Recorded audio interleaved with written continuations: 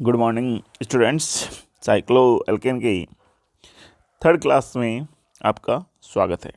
जैसा कि अपन last class में पढ़ चुके हैं, अपन ने कुछ रिएक्शंस के बारे में भी पढ़ा था। फॉर्मेशन मेथड में 2 रिएक्शन हो गई थी। आज अपन 3 रिएक्शंस हो गई थी।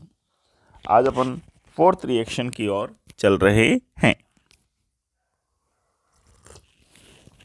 4th रिएक्शन क्या है, उसके अंदर क्या होता है, उसके बारे में पढ़ेंगे। पहले तो उस रिएक्शन का नाम देख लेते हैं। उस रिएक्शन का नाम है डिकमान रिएक्शन। क्या नाम है? डिकमान। डिकमान रिएक्शन में डाई कार्बोक्सिलिक अम्ल की सोडियम एथॉक्साइड की उपस्थिति में अभिक्रिया करवाते हैं। डाई कार्बोक्सिलिक अम्ल है, उसकी क्रिया सोडियम एथॉक्साइड की उपस्थिति में करवाते हैं तो इंटरमॉलिक्यूलर क्लेजन कंडेंसेशन होता है। In the presence of sodium ethoxide dicarboxylic acid shows intermolecular condensation reaction. ठीक है, जिससे क्या होगा, अभिक्रिया साइक्लो करवाने पर साइक्लोकीटोन प्राप्त होता है और क्लीमेंशन अपचयन द्वारा साइक्लोएल्केन देता है। यानी साइक्लोकेटेन और कीटोन का जैसे रिडक्शन करवाएंगे तो एल्केन दे देगा। जैसा कि रिएक्शन में आपको दिख रहा होगा, ये अपन ले लेते हैं CH2 CH2 CH2 CH2 CO CO OET।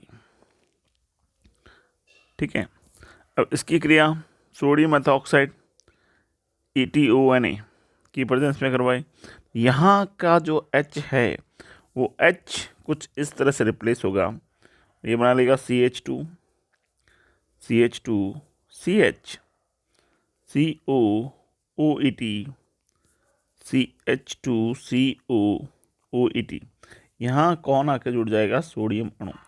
अब सोडियम तो ये नेगेटिव हो गया, नेगेटिव यहाँ अटैक करेगा और अटैक जैसे ये यहाँ करता है तो इस तरह से एक चक्रीय संरचना का निर्माण हो जाता है।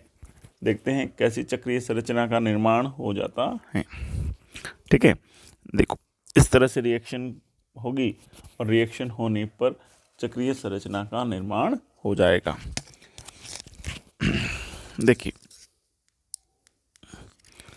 CH2 CH2 CH2 CH2 C double bond O। ठीक है, अब यहाँ CH ही है और यहाँ CH है, C double bond O OET, एक एथॉक्साइड समूह रह जाएगा। अब इसका जल अपघटन करवाएंगे। जैसे ही जल अपघटन करवाते हैं तो CH2 का होल्टो CH2 C double bond O और ये जो है वो कार्बोक्सिलिक अम्ल में बदल जाएगा। अब इसको हीट करेंगे, हीट करते ही CO2 समूह बाहर, CO2 समूह बाहर आते ही ये किस में बदल जाएगा? कार्बोनिल समूह में बदल जाएगा, CH2 C double bond O CH। अब इसका अपचयन करवा देंगे और अपचयन करवाते ही अपन को एल्केन प्राप्त हो जाएगा, साइक्लो एल्केन। चलिए इसी तरह अगली अभिक्रिया देखें। अभिक्रिया का नाम है Diels Alder reaction. Very very important reaction है Diels Alder reaction. Diels Alder अभिक्रिया। इस रिएक्शन में क्या होगा बच्चों, अपन इसमें डाइईन की क्रिया डाइनोफाइल से करवाएंगे। या अपन ये कहते हैं कोई भी डाइईन ले लीजिए और उसकी क्रिया एल्कीन से करवा दीजिए तो क्या होगा? एक साइक्लिक एल्कीन। यानी रिएक्शन तो यही है, डिल्स एल्डर रिएक्शन जो है वो रिएक्शन है कि साइक्लो एल्कीन प्राप्त होता है। क्या प्राप्त होता है?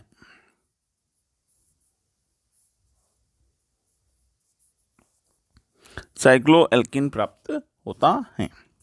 ठीक है बच्चों, साइक्लो एल्कीन जो है वो उसका अपचयन करवाएंगे तो एल्कीन प्राप्त हो जाएगा। जैसे ये देखिए, ये डाइईन, इसकी रिएक्शन में डाइनोफाइल से क्रम हो। रिएक्शन कुछ इस तरह की होगी, ये बॉन्ड यहाँ शिफ्ट होगा, ये बॉन्ड यहाँ शिफ्ट होगा, ये बॉन्ड यहाँ शिफ्ट होगा, और इस तरह की एक चक्रीय संरचना बनेगी, डबल बॉन्ड। इसको साइक्लोएल्केन। अब इसका रिडक्शन करवाते ही, जैसे H2 से रिएक्शन करवाएंगे तो ये पाई बॉन्ड जो है वो ब्रेक हो जाके साइक्लोएल्केन देगा। यहाँ तक की जो रिएक्शन है, यानी साइक्लोहेक्सीन बनने तक की जो रिएक्शन है, उस रिएक्शन को अपन डिल्स एल्डर रिएक्शन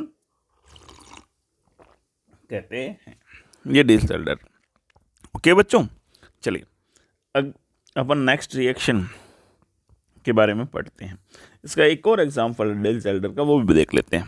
जैसे ये मैंने 1,3-ब्यूटाडाईन लिया, यहाँ से CH3 ग्रुप जुड़ा हुआ है, इसकी क्रिया डाईइन से करवाई।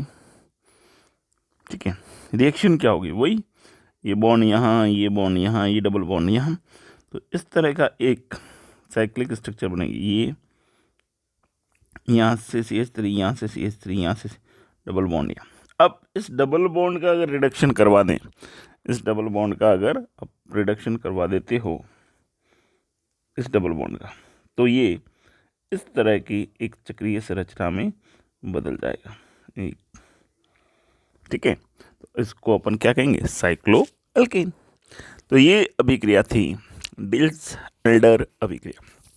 ठीक है, अब इसके बाद में नेक्स्ट रिएक्शन पढ़ते हैं, थ्रोपे जिंगलर अभिक्रिया, थ्रोपे जिंगलर रिएक्शन। ओके, चलिए देखते हैं थ्रोपे जिंगलर रिएक्शन क्या कहती है। इस रिएक्शन में क्या होता है, थ्रोपे जिंगलर रिएक्शन में अल्फा ओमेगा डाइसाइनाइड लेते हैं। अल्फा ओमेगा डाइसाइनाइड, वही अल्फा ओमेगा का मतलब तो यानी कि साइनाइड जो होने चाहिए कॉर्नर पे प्रेजेंट होने चाहिए, फर्स्ट एंड लास्ट कार्बन पर, फर्स्ट और लास्ट कार्बन पर प्रेजेंट है, तो अल्फा ओमेगा डाइसाइनाइड अपन बोलेंगे। जैसे ये लिया मैंने CH2 का N, CH2C triple bond N, CH2C triple bond N। इसकी क्रिया अपन लिथियम एमीन से करवाएंगे, lithium amine CH3C2H5, lithium amine से करवाएंगे। तो ये वाला जो कार्बन एटम है ये H डोनेट करके इस कार्बन से जुड़ जाएगा और इस तरह की चक्रीय संरचना देगा, CH2 का whole N, CH2, C double bond N Li और C ट्रिपल बॉन्ड N साइन। अब इसका रिडक्शन करवा देंगे। जैसे रिडक्शन करवाते हैं तो ये इसमें बदल जाएगा, CH2 का whole N, CH2, C double bond NH imine में बदल जाएगा और साइनाइड तो है ही यहाँ पर। ठीक है बच्चों, अब साइनाइड यहाँ हो गया, यानी इस तरह की जो संरचना मिली है इमीन वाली, उस इमीन साइक्लिक इमीन CH2 का whole N, CH2, C double bond NH, C triple bond N। अब इसकी रिएक्शन करवाएंगे या इसका हाइड्रोलाइसिस करवाएंगे, जल अपघटन करवाएंगे। जैसे जल अपघटन करवाते हैं अम्लीय माध्यम में, तो ये साइनाइड जो है वो कार्बोऑक्सिलिक अम्ल में बदल जाएगा। CH2 का whole N, CH2, C double bond N, sorry ये इसमें कार्बोनाइल कंपाउंड में बदल जाएगा और ये कार्बोऑक्सिलिक अम्ल। अब इसको हीट करेंगे, हीट करते CO2 बार। ठीक है, CO2 बार आने पर इसका फिर करवा देंगे क्लीमेंसन अपचयन। तो क्लीमेंसन अपचयन करवाते ये CO समूह जो है CH2 में बदल जाएगा।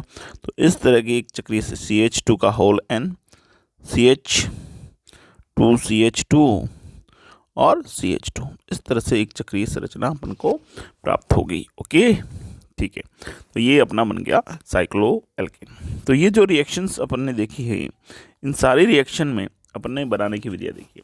इसमें दो इम्पोर्टेंट रिएक्शन आज अपन ने डिस्कस की। एक थी डिल्स एल्डर अभिक्रिया और दूसरी है थ्रोपे जिंगलर अभिक्रिया। ठीक है बच्चों, अगला अपन नेक्स्ट क्लास में पढ़ेंगे।